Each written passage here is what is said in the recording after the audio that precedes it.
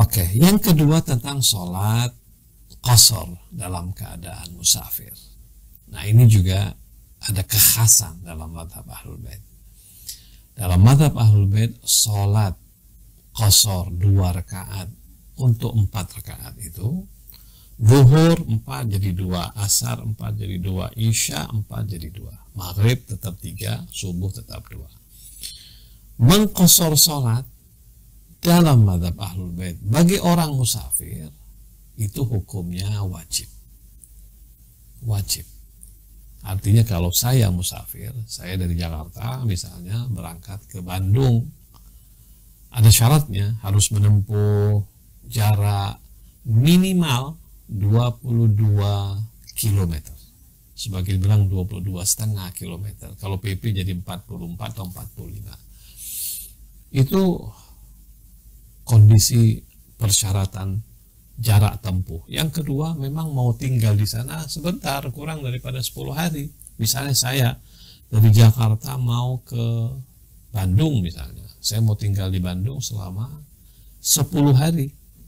Atau maaf, saya mau tinggal di Bandung selama 3 hari misalnya. Maka saya wajib qasar sholat saya. Saya harus qasar sholat saya. 2 rakaat zuhur, 2 rakaat asar, 3 rakaat maghrib, 2 rakaat isya, 2 rakaat subuh, qasar sholat. Nah, qasar sholat ini syaratnya 1, jarak tempuhnya seperti itu. Jadi kalau saya misalnya dari desa, katakan dari desa mau ke desa yang lain, tapi jarak tempuhnya kurang daripada 22,5 km, ya sholatnya tamam. Tapi kalau 22,5 dan lebih itu namanya qasar sholatnya. Kalau kurang daripada 10 hari. Nah, jadi ini penting ya untuk kita ketahui. Nah, apakah ada dalilnya untuk qasar sholat ini? Ya, Allah sebutkan dalam Al-Quran surah An-Nisa ayat 101. Surah An-Nisa ayat 101. Gimana firman Allah? Wa idza darabtum fil ardi falaysa 'alaikum junahun an taqsuru minas shalah in khiftum ay yaftinakum alladzina kafaru. Surah An-Nisa ayat 101 ya. Ini kita lihat dalam surah An-Nisa 101 dengan jelas Allah Subhanahu wa taala mengatakan wa idza darabtum fil ardi falaysa 'alaikum junahun an taqsuru minas shalah in khiftum an yaftinakumul ladzina kafaru. Apabila kalian melakukan safar, menempuh perjalanan, falaysa 'alaikum junahun an taqsuru minas shalah. Tidak ada dosanya, tidak ada salahnya, begitu kata Al-Quran. Tidak ada dosanya apabila kalian mengqasar dalam sholatnya. In khiftum an yaftinakumul ladzina kafaru, apabila kalian takut orang-orang kafir akan menyerang kalian. Memang ayat ini sababun nuzulnya adalah di sebuah peristiwa di mana Nabi Shallallahu Alaihi Wasallam dalam kondisi perang dengan orang-orang kafir. Ya. Sebagian riwayat mengatakan ayat ini turunnya sepenggal-sepenggal. Jadi pertama orang-orang tujar Najariyin, katanya orang-orang dari sebuah tempat, orang-orang Arab dari sebuah tempat yang disebut dengan Najariyin, itu mereka bertanya kepada Rasul karena mereka sering tijarah, mereka sering jalan meninggalkan kota Madinah. Terus mereka bertanya, ya Rasulullah, kami musafir begini, gimana sholat kami? Nah, turunlah ayat ini mengatakan apabila kalian musafir menempuh jalan, maka kalian diizinkan oleh Allah untuk mengqasar sholatnya. Oke, nah ayat ini dijadikan sebagai pegangan istidlal yang sangat kuat tentang qasar dalam sholat. Tapi memang perbedaan antara sunnah dan syiah adalah pada kalimat falaysa alaikum junahun. Falaisa alaikum junahun itu arti harfiahnya adalah tidak ada dosanya kalian mengqasar salatnya. Nah, banyak Ahlussunnah wal Jamaah menafsirkan bahwa ini tidak wajib qasar, sebab Allah mengatakan pilihan, falaisa alaikum junahun, tidak ada salahnya, tidak ada dosanya kalau kalian qasar. Artinya mafhum mukhalafahnya kira-kira ya kalau kalian qasar nggak ada salahnya, tapi kalau kalian tamam juga nggak apa-apa gitu. Tapi dalam tafsir Ahlul Bait alaihimussalam, ayat itu walaupun menggunakan kalimat falaisa alaikum junahun, tetapi qasar dalam musafir hukumnya adalah wajib. Tidak boleh dilakukan sholat yang tamam sama seperti orang yang berada dalam kotanya. Kan itu kenapa dalam riwayat-riwayat Ahlul Bait ya, kewajiban tentang qasar ini sangat banyak ya. Bahkan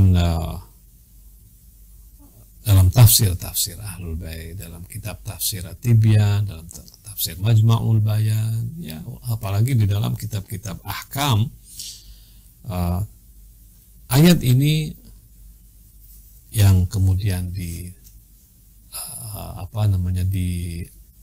dikomentari oleh riwayat-riwayat yang banyak, riwayat-riwayat daripada Ahlul Bait menunjukkan bahwa kewajiban bagi seorang musafir adalah untuk melakukan sholat qasar gitu.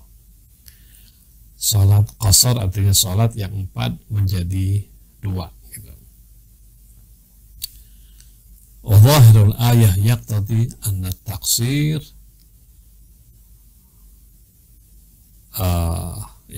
zahir ayat menunjukkan bahwa taksir itu merupakan sebuah kewajiban. Karena itu kalau kita baca fatwa-fatwa ulama-ulama, misalnya kita baca fatwa Said Sistani, kita baca fatwa Said Ali Khamenei, kita baca fatwa-fatwa marji yang hidup sekarang ini, semua sepakat mengatakan bahwa qasar salat dalam musafir, dalam kondisi kita musafir, hukumnya adalah wajib.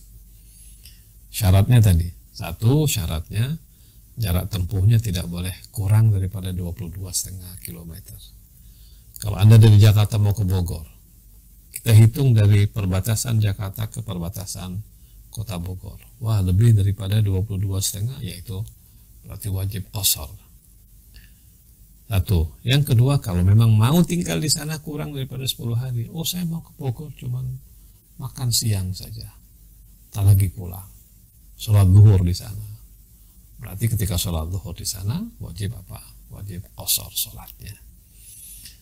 Kalau berada di sana lebih daripada 10 hari, ya di sana tidak qasar, tamam sholatnya. Jadi ukuran waktu minimal 10 hari, ya maksimal 10 hari. Kalau mau qasar tidak boleh lebih daripada 10 hari. Kalau mau tamam ya harus lebih daripada 10 hari.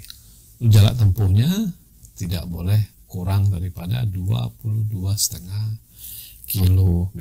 Oke. Saya percepat saja karena waktunya ya. Kemudian yang ketiga adalah sholatul qadha. Dalam mazhab Ahlul Bait sholat qadha wajib, tidak boleh diabaikan. Sama seperti wajib qadha puasa, wajib qadha juga sholat yang ditinggalkan. Apabila kita punya sholat yang tertinggal, bisa jadi lama, bisa jadi sebentar, maka kita wajib mengqadha sholat kita. Kita sakit, wajib qadha sholat kita. Kecuali orang yang koma, yang tidak sadar sama sekali, yaitu diangkat oleh Allah kewajiban sholatnya. Tapi kalau sakit biasa, kesadarannya masih ada, tetap saja kewajiban sholat ada. Kalau kita tinggalkan sholat kita sengaja atau tidak sengaja, maka wajib kita mengqadha sholat kita. Dan kewajiban qadha sholat ini ditegaskan oleh para imam alaihimussalam. Saya bacakan satu riwayat dari An-Zararah an Abi Ja'far Imam Baqir alaihissalam, annahu su'ila an rajulin shalla bi ghairi tahurin aw nasiya salawatin lam yusalliha aw nama anha. Qala al-Imam Baqir alaihi salam yaqdiha idza dzakaraha fi ayyi sa'atin dzakaraha min lailin aw naharin. Jika ada orang bertanya kepada Imam Baqir alaihi salam, apabila seorang dia sholat tanpa wudhu, perhatikan betul ya, orang sholat tanpa wudhu, nggak sah kan sholatnya, wajib diqadha itu. Ini perhatikan betul, kalau orang kadang-kadang ya di atas pesawat atau apapun lah dalam kondisi dia tidak wudhu, dia paksakan dirinya sholat, itu wajib diqadha sholatnya. Yang kedua, dia sholat, dia lupa sholatnya, atau dia ketiduran tidak sholat, maka Imam Baqir berkata yaqdiha, hendaklah dia mengqadha sholatnya. Kapan? Idza dzakaraha, kalau dia ingat dia sholat. Fi ayyi sa'atin dzakaraha, kapanpun dia ingat, mau siang, mau malam, ketika dia ingat, dia harus mengqadha sholatnya. Nah, karena itu kenapa qadha sholat menjadi wajib. Jangan sampai kita meninggalkan dunia ini masih ada kewajiban sholat yang belum kita tunaikan. Bahkan apabila ada orang meninggal, orang tua kita meninggal, ibu kita, bapak kita, dan kita tahu mereka punya sholat yang belum mereka tunaikan, maka anak-anaknya usahakan untuk mengqadha sholat orang tuanya, supaya dia bisa meringankan beban orang tuanya dalam alam barzakhnya. Demikian bisa saya sampaikan, semoga menambah wawasan kita semua, dan semoga Allah Subhanahu wa Ta'ala ridha kepada kita. Amin ya rabbal alamin. Wassalamualaikum warahmatullahi wabarakatuh.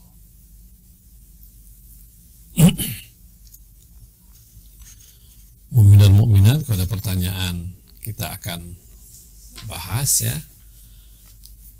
Saya tunggu, kalau memang masih ada pertanyaan kita akan bahas. Apa itu? Nggak kelihatan.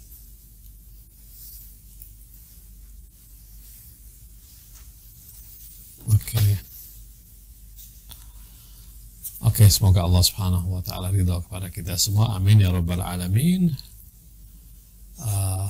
Kita akan jumpa lagi pada minggu-minggu yang akan datang. Pertanyaannya kayaknya karena ada problem pada internet kami, sehingga pertanyaan tidak masuk ke dalam ruangan kami. Terima kasih. Wassalamualaikum warahmatullahi wabarakatuh.